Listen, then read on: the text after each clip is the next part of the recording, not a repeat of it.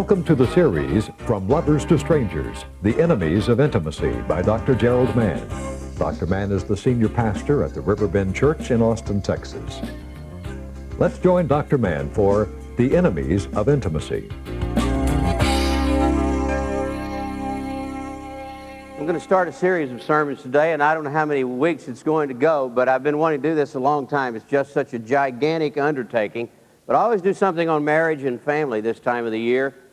And today, in the next few weeks, I'm going to be doing a series entitled When There's a Stranger in Your House. And I'm going to be talking about the barriers to intimacy, the things that estrange us from each other in our relationships, in marriage, and with children, and with friends.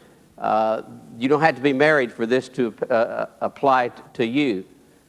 The barriers to intimacy. And today we're going to be dealing with what I think is the number one destroyer of intimacy, and that is unresolved anger. Not being able to handle anger that normally arises in a relationship.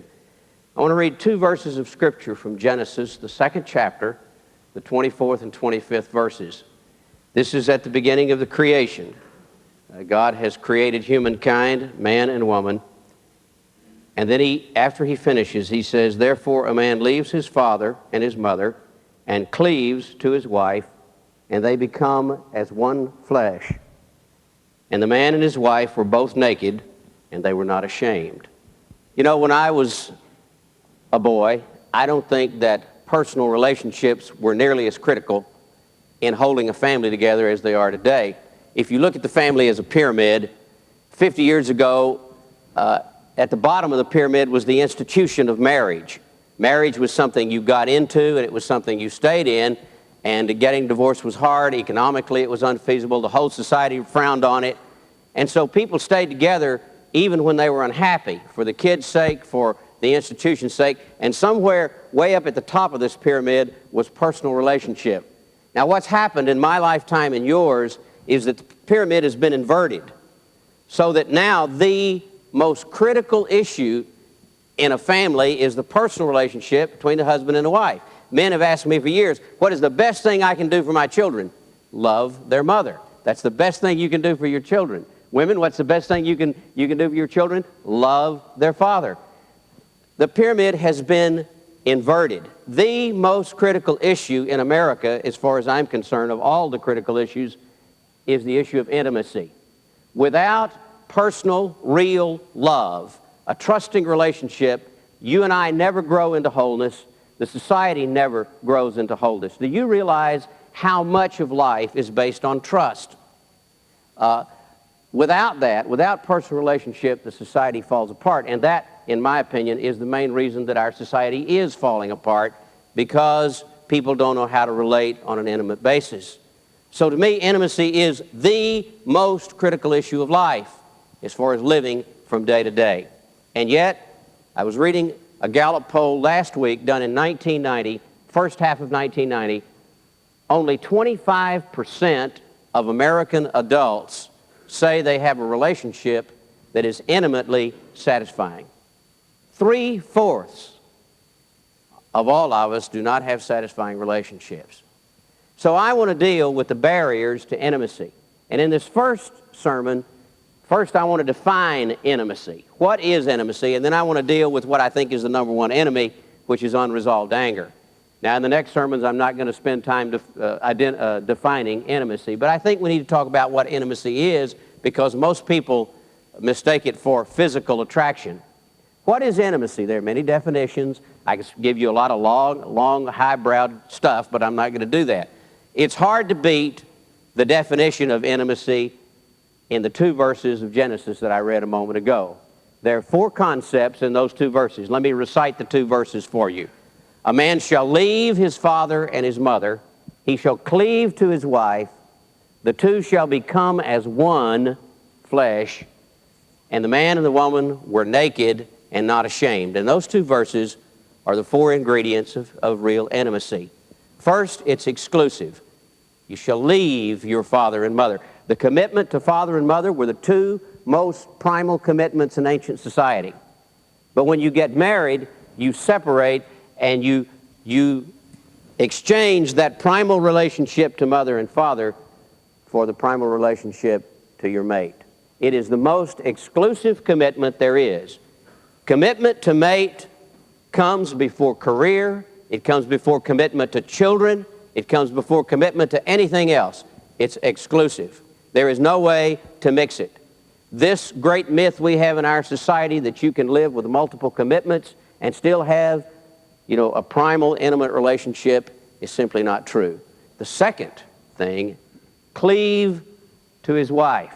To cleave means to hold on to for dear life, not let go of. The second ingredient, boy, I hope you listen all the way through this and don't close your mind and close the grid on me, but the second ingredient of intimacy is possessiveness. We live with a great lie today that two people can have an intimate relationship and remain totally independent.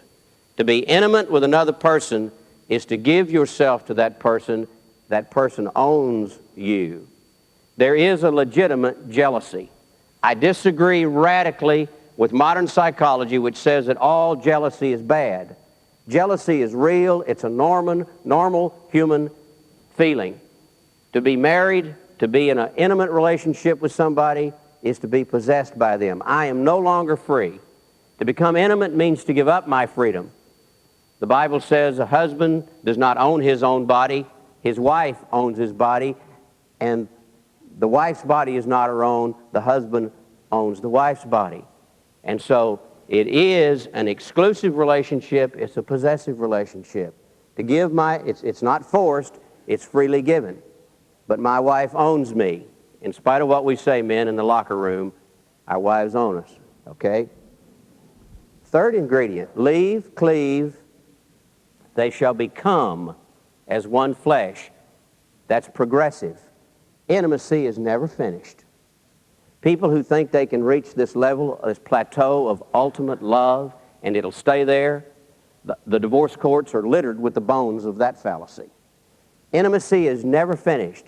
It is always a becoming as one. It is hard work.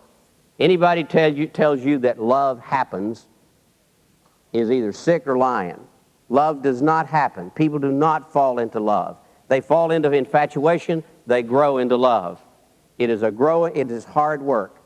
We work so hard on everything else, and we wonder why our relationships don't work. It's because we don't work as hard on them. Cleave, leave, become. And then the fourth concept, it says the man and the woman were naked and unashamed. And there's a strong symbolism in that. The key to intimacy is to be totally naked, vulnerable, exposed in psyche, in spirit to each other, and not to be ashamed. To show you fully who I am, and to know that that's safe, and not to be ashamed to show you my warts and my pimples, my weaknesses. I love what Henri Nouwen says about intimacy. He said it is love between the mutually weak. Love between the mutually weak. Two people becoming weak like little children. That's what intimacy is. Exclusiveness, possessiveness, progressiveness, and openness. Let me illustrate what I'm trying to say. 20 years ago, when I came to Austin, I moved out of West Texas from a county seat town. It was the only town in the county. And I was the pastor of the First Baptist Church, and everybody up there was a Baptist, except for one Jewish merchant and about 4 Catholics. And I was the pastor of the First Baptist Church, and I was the young whiz right out of school, and everybody knew me. And I moved to Austin, Texas, which for me was a big city, and nobody knew me. We took a couple of weeks off after we moved, and Lois and I went down to the beach at Port Aransas. And I walked down on the beach by myself the first morning, and there was a couple there, 2 couples with a big tent. They had a Jeep there. They spoke to me, and I spoke to them. They all had Rolex watches on, and the women had great big diamonds. And it didn't take me long to find out that they were 2 of the most prominent families in Austin, Texas. And they were very rich. And when I told them who I was and they asked me what I did, suddenly I became very afraid. And I said, well, I do a lot of things. Primarily, I spend my life as a minister, but I don't have to do that for a living. I do that strictly as a labor of love. Actually, I have made quite a fortune on my own, and I owned about 10 acres in South Texas, and that became 5,000 acres before you knew anything, what I was talking about. And how did you get down here? Well, our private plane brought us, and I kept going, and I kept going, and I kept going, and suddenly I realized that I had told more lies in 15 minutes than I had told in years. And that's a lot of lies. And I just waded out into the surf, and I waded out up to my neck, and I thought, man, you are sick. What in the world is wrong with you? And I started praying that the waves would drown me or something, or a shark would get. I felt so bad. I went back into the room, and I was down. My wife said, what's wrong with you? And I started crying, and I said, there is something radically wrong with me. There is something pathologically sick. If people knew what I had just done, they'd haul me off with the white coats. And I just poured the whole thing out to her. And I thought I would get a lecture. She is very good at that. You think I can preach. You ought to hear her preach. Instead, she put her hand on my shoulder and started massaging my neck. And she said, you know, I hope before you die that you can come to love and see yourself and think as highly of yourself as I do. Now that is intimacy, because I was able to pour out the greatest, darkest part of my life, and she was able to take that and not misuse it. Great opportunity to misuse it, but to affirm me back and say, yeah, here's all the pus and garbage in your life, and I wish you'd quit looking at that and look at all the good stuff. It didn't stop me from lying, but I've cut way back on it over the years, okay? Yeah, that's intimacy. Okay, the number one destroyer of intimacy is anger. Unresolved anger. Now be sure to hear this. Unresolved anger. Not anger, but anger that's not resolved. How do you talk about anger? I think the first thing you have to talk about is the two great myths about anger. First is the myth that it's bad, that it's evil. I don't know where we got that, but from the time we were little children, we were told not to be angry. To be angry was a bad thing, and I talk to people all the time who say, well, I'm just in the full love of Jesus. And I said, what do you do with your anger? Oh, I don't get angry. Everybody gets angry. Anger is not a sin. Anger is a normal response to an unsatisfied hunger. Anger is a result of frustration. It's not a sin, it's absolutely normal. If you breathe, you get angry. And to deny it is a greater sin than to acknowledge that it's a normal human emotion. Not only that, it's a gift of God. Can you imagine where the human race would be if nobody ever got angry? It's a response to an unsatisfied hunger. Anger is the greatest growth point you can have if you use it. So, you know, this business of not ever having any conflict and not ever getting angry in a relationship is absolute garbage. It's normal. It's a gift of God. It's a growth point. The second great myth about anger is that there's only two ways to handle it. One is to swallow it, stuff it. Don't let your anger show. Push it down and it will go away. It never goes away. You cannot keep anger down. Anger will always come out. Mostly it's transference. I got a call last week. Somebody said, you said something in the pulpit. You don't know me, but I heard you, and just poured out all of this poison, this bitterness against me. And I said, sir, ordinarily I would try to rush to fix whatever it was I did wrong. But I did not do enough to make you that angry. I remind you of somebody you don't like. Now let's figure out who it is. Is it your mama? Tell me about your mama. Is it your daddy? Is it your boss? Is it getting old? What is it? You cannot swallow anger. It will come out as transference, or it'll make you sick. I really believe that Abraham Maslow was right, that about half of the illnesses in America would never occur if it weren't for anger, that's what triggers them. It will come out. You cannot swallow anger, so don't just stuff it. The second great myth is that you ventilate it. Get it off. I went through primal scream therapy one time. It's just controlled ventilation. And that doesn't help either. That's destructive. First of all, it's addictive. Do you know that when you really let anger build up to rage and it gushes out, you get the same endorphin rush you do when you're on a runner's high or when you eat good food or something like that? People actually get addicted to ventilation. Feels good. You know how good you feel after you've really, gotten it off your chest? It's addictive. The second thing, if anger is a response to unsatisfied hunger, then when you pour it out and ventilate it, you don't get rid of the hunger. You just get rid of the symptom. And yet we keep laboring with these two ideas that you can swallow it and that you can ventilate it. No, there is another way. It's hard. It's a hard way, but there's a way to get rid of anger, and that's to dissolve it. And how do you do that? Now, I could give you a lot of information, but I have found this out over the years that my informational sermons are not very good at all. I mean, so what? Let me give you some practical, concrete things to do in dissolving anger. First, and this is with the people that you love, and it has to be with people that you love. First, you declare a SALT treaty. You remember SALT? Strategic Arms Limitation Treaty? You disarm. You put down your weapons. That's the first thing you do. That means that it's okay for me to say to my wife, I'm angry, without her being counterattack. We declare a treaty. I can tell you I'm angry without you saying, well, by golly, I'm angry at you. Let's get it on. Let's duke it out. No, I can say I'm angry without you counter it. Later, if you want to tell me you're angry, that's fine. I'm angry with you. That's a SALT treaty, a strategic arms limit, unarmed. You got to come unarmed. Lay down your weapons. Best time, when does a soldier lay down his weapons? When he eats and when he sleeps. Table and bed's a good time. That brings me to the second thing. You should have angry talks, scheduled. Scheduled angry talks. We schedule everything else that's important in our lives. There's nothing more important than our relationship. Then we ought to schedule the time we're going to talk about being angry. Now, don't schedule a time to fight. Schedule a time to say, I'm angry. And deal with the low hurdles first.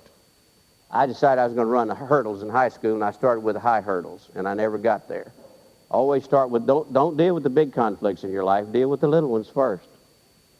She squeezes a toothpaste and you roll it. Start there. Don't start with her mother or yours. Okay. Start with the low hurdles. Okay.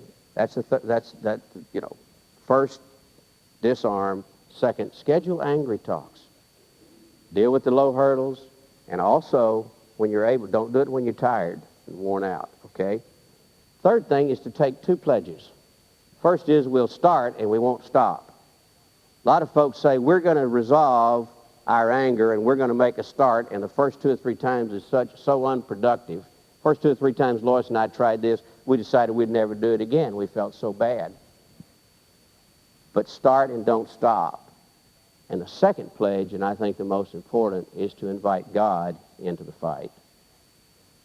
The old adage, those who pray together stay together, is true because they've invited God into their...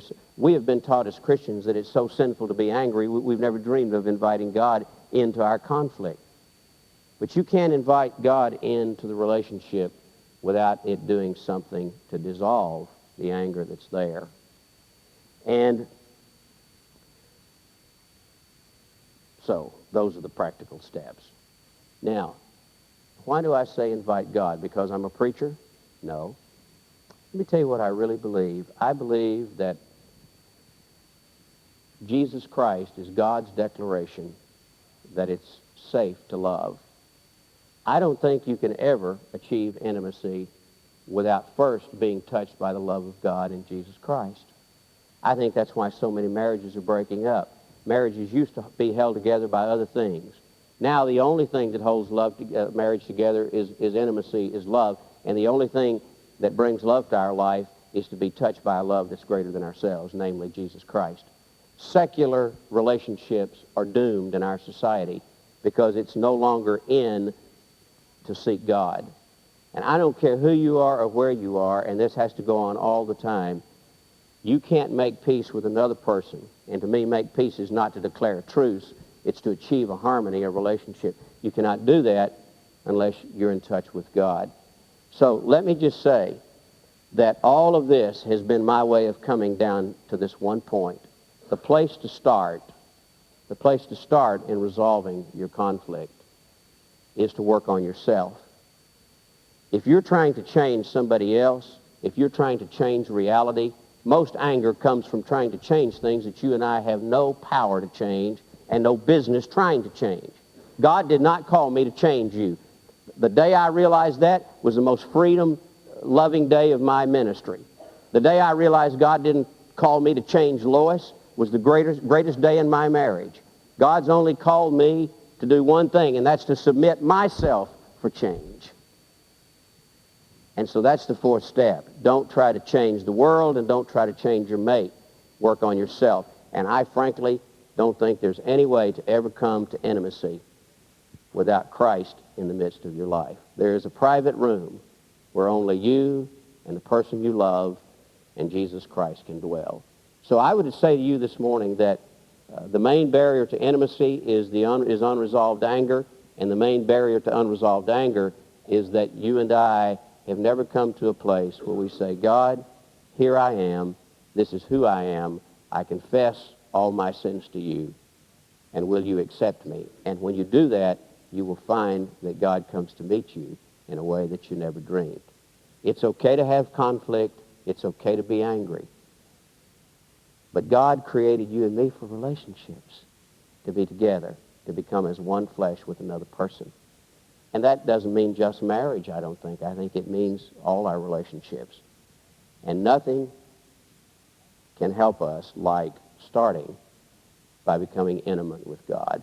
And to become intimate with God means the same thing, to become vulnerable, to become open, to give ownership of my life into the ownership of God.